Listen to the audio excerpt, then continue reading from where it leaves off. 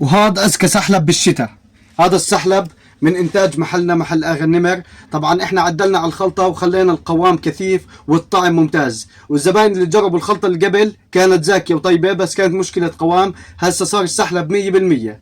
عشان تجربوا السحلب موجود عندنا متوفر سحلب سكر، وللي عندهم سكري أو بيعملوا دايت عندنا سحلب بدون سكر. وعشان تعرفوا طريقة تحضيره السريعة خليكم معنا. طريقة تحضير السحلب الجاهز السريعة، تعالوا شوفوا معنا. أول إشي بنجيب مقدار فنجانين، طبعا هذا فنجان معياري بنعطيه لكل زبون مع الكمية اللي بوصيها عشان يكون العيار معه 100%. هاي السحلب حطينا فنجانين مليانات. بنجيب المي السخنة بنديرها.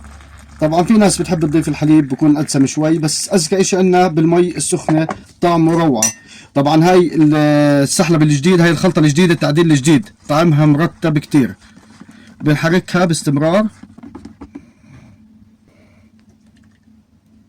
قوام بجنن. وبنجيب المطيبات او النكهات اللي بنضيفها عليه. طبعا انا بحب من هاي النكهات بس الجوز هند والقرفة. بنجيب فوق الحلبي.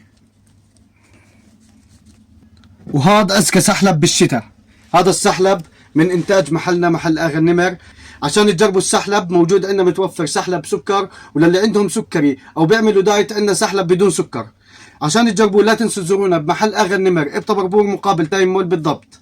لا تنسوا تزورونا ويعطيكم ألف عافية.